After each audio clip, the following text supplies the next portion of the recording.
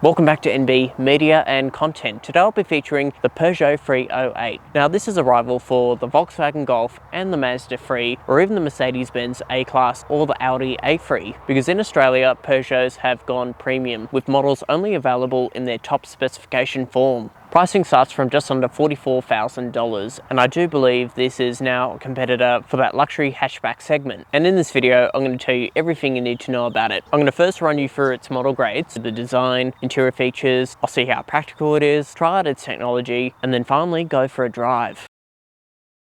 Welcome back to the channel. My name is Nick, and if you get value out of my content, please give it a like, share and subscribe. Now let's talk about the 308 model range. There are three grades to choose from: the GT, GT Premium and the GT Sport plug-in hybrid. The 308 is also available in wagon form, but only offered in the GT Premium grade. And for colours, there are 8 to choose from and 2 wheel design options. And today this will be a detailed review of the GT Premium grade. And lastly, I would also like to thank Allan Mackay Autos Peugeot. They are located in Vale in the Southern Highlands, and they have lent me their demonstrator to film this video today. If you would like to get in touch with them on your next car purchase, their details are in the description below. Let's now move on to the design of the 308. So up front you have matrix LEDs. We've also got LED lights along the strip here. I like the radiator grille as well, gloss black with diamond cut edges, all new styling elements for Peugeot. And you've also got a new Peugeot badge. So from what I can see, it's a more tamed line, and a 308 badge on the top here. Now coming across the side of the 308, it features gloss black mirror caps as well as privacy glass on this rear quarter window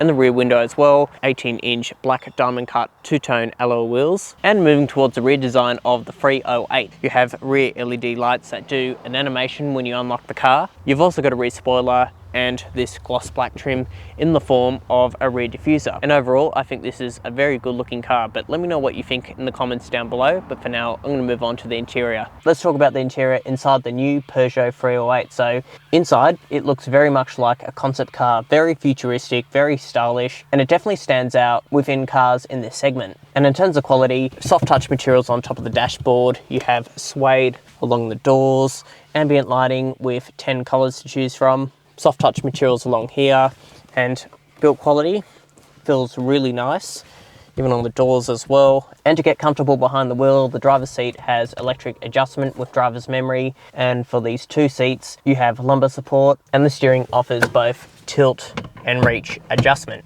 And this also features Peugeot's iCockpit, so the steering wheel itself is very small, but as you can see, it sits very low down. And some of the key features include a panoramic glass sunroof that opens. You have full grain black nappa leather interior, and the seats also massage you in the front row. So you have these air sprockets coming out of the seat. And of course, they are heated as well. And you've also got a heated steering wheel. And lastly, you have a 10-speaker focal surround sound system. Now, moving on to technology, it all runs off this 10-inch color display, which is a touchscreen, or you can use physical buttons on the steering wheel or physical buttons for the climate down here. And you've also got a knob for the volume adjustment, although most of the functions are used with this touchscreen display, but you have shortcut menus down here for navigation, phone, media and climate, etc. In terms of key features, you have AM, FM, DAB radio. You have inbuilt satellite navigation with TomTom mapping, 3D mapping, and it is easy to pinch and zoom and enter destinations in.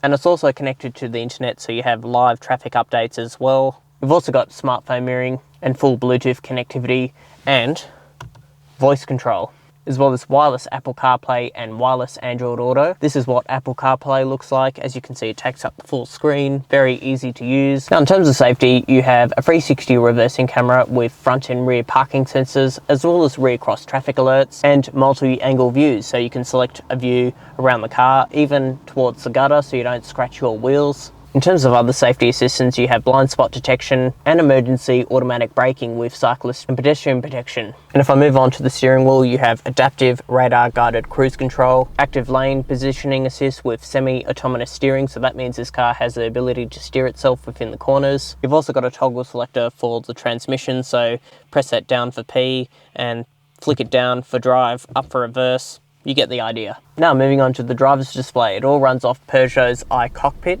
It's fairly customizable, it shows you plenty of information, and if you select a drive mode, so for example Eco, it goes into blue, Normal, it goes into green, and Sport, it goes into red. And it also alters the screen in the center here as well in terms of colors. So it has really nice animations, very crystal clear. But here's the cool thing, if you tap on this button on the top right hand corner, that changes it from normal to a 3D mode. It's a really cool feature that you don't really see in cars in this segment. Lastly, moving on to practicality. So the doors themselves are pretty spacious. It also fits a liter of water. And in the center, that goes down pretty deep as well. You do have a USB-C fast charger, or you have this little section here to run a cord through.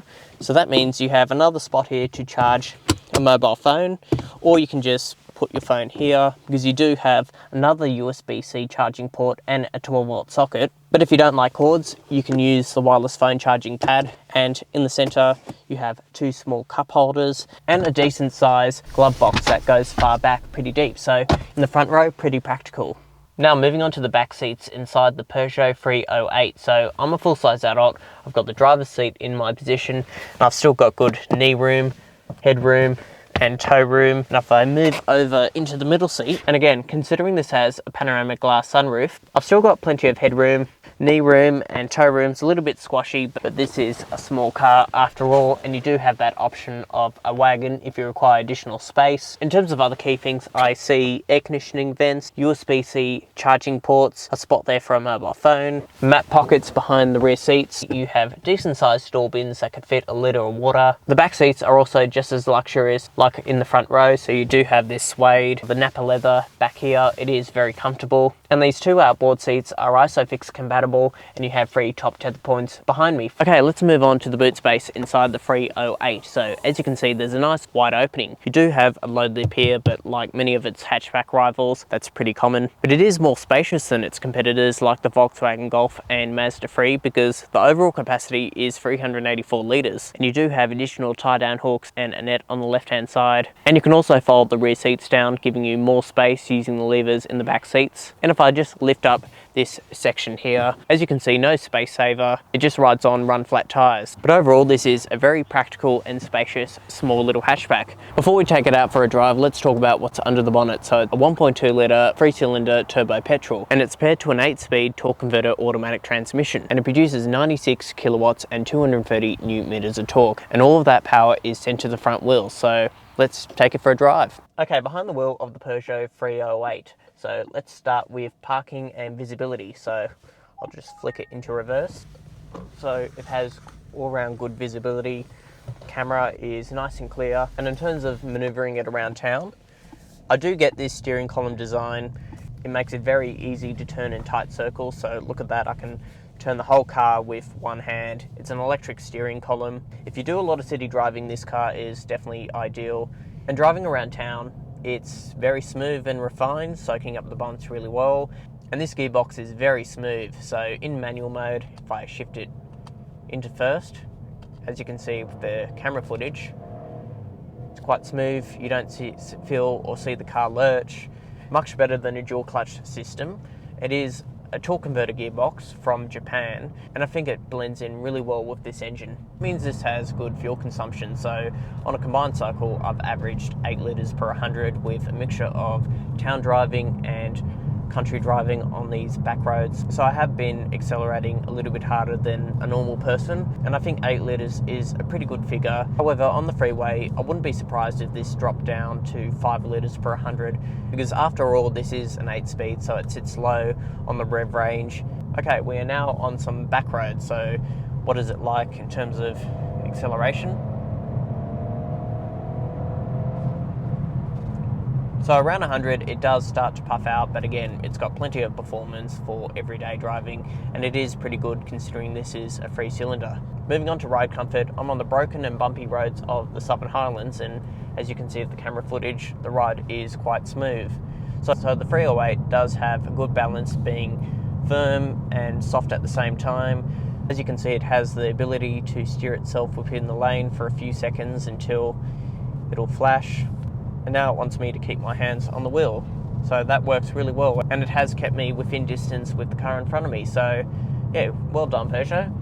So what's my final verdict on the Peugeot 308? Well, I think it offers a really good value for money considering the technology and comfort features on board. It has a really nice cabin and it's very luxurious. It offers better value than things like a Mercedes-Benz A-Class with the same options but $15,000 to $20,000 less. So I hope you enjoyed the video. Please give it a like, and for more car reviews in Sydney, Australia, please subscribe and hit that bell icon to receive notifications of my latest uploads, and I'll see you in the next film.